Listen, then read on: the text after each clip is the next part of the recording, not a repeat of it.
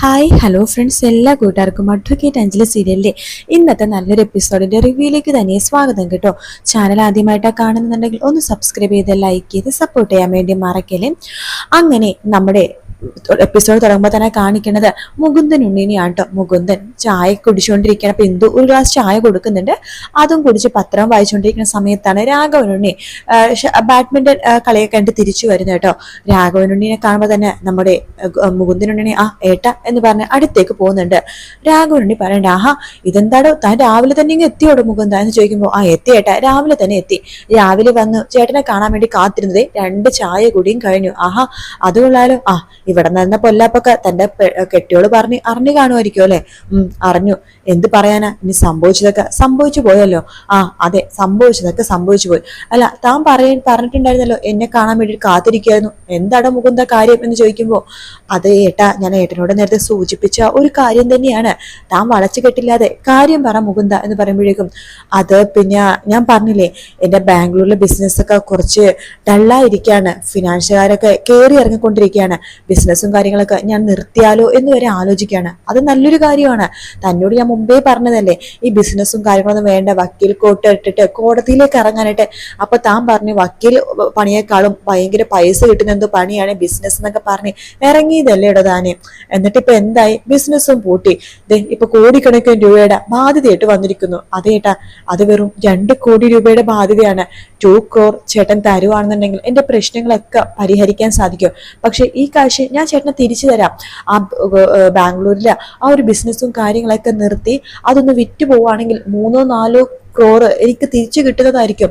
അതുകൊണ്ട് ഏട്ടൻ എങ്ങനെയെങ്കിലും ഇപ്പൊ ഒരു 2 CR തന്ന് എന്നെ സഹായിക്കണം എന്ന് പറയണം.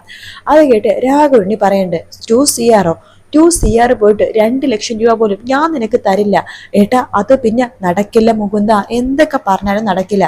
മുകുന്ദ വേറെ പണി നോക്ക്. എന്തായാലും പൈസ തരുന്ന കാര്യമില്ല എന്ന് പറഞ്ഞിട്ട് രാഘവനുണ്ണി അകത്തേക്ക് കയറി പോവാട്ടോ. ആ സമയത്ത് ഇന്ദു പറയുന്നുണ്ട്, ഈശ്വര ഇനിയിപ്പോ എന്ത് ചെയ്യും മുകുന്ദേട്ട നമ്മള്. ഇയാളുടെ ആട്ടും തുപ്പും കേൾക്കാൻ തുടങ്ങിട്ടെ വർഷങ്ങൾ ഒരുപാടായി.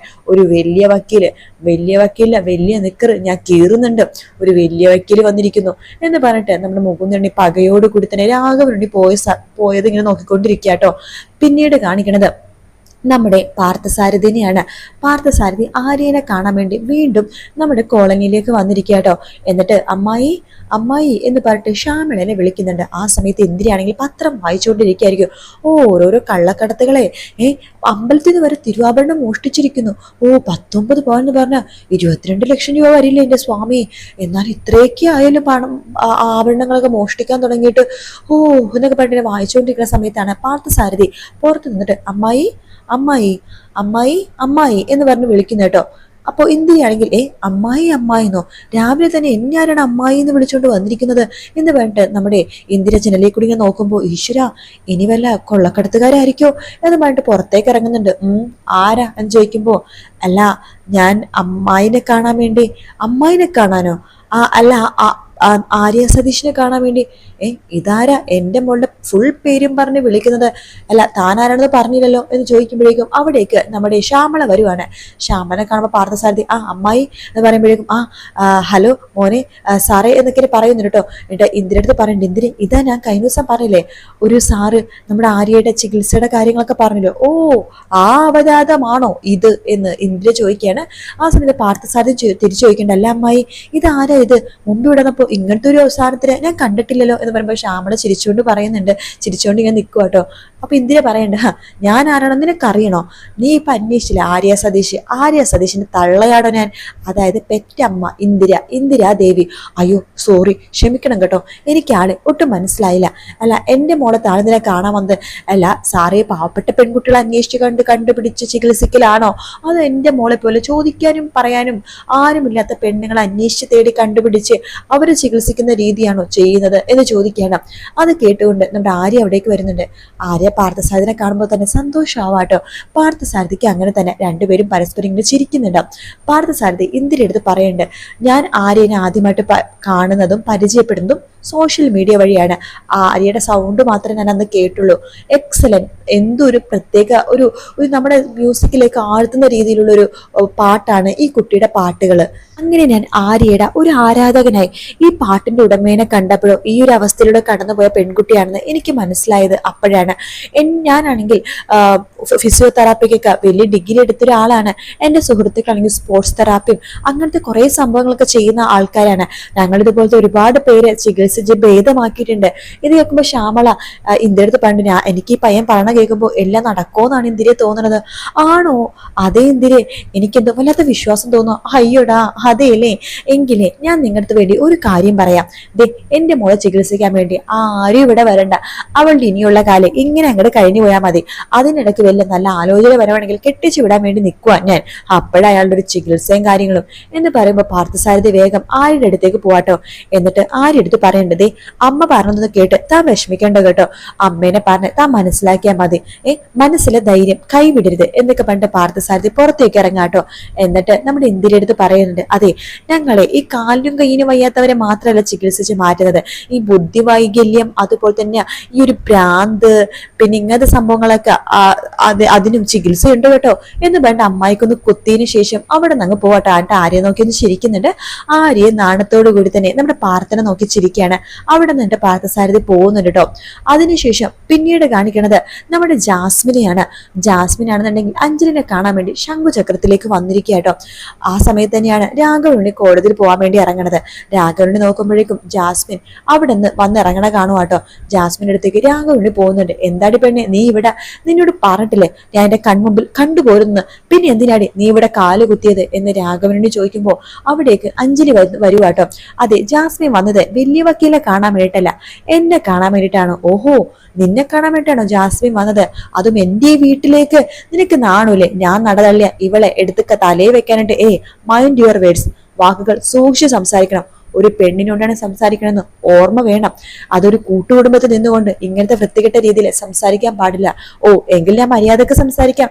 അല്ല, ഞാൻ നടതള്ളി ഇവിടെ നീ എന്തിനാണ് വിളിച്ച് ഇവിടേക്ക് കയറ്റുന്നത്? അതെ, ഇത് എന്റെ ക്ലയന്റ് ആണ്.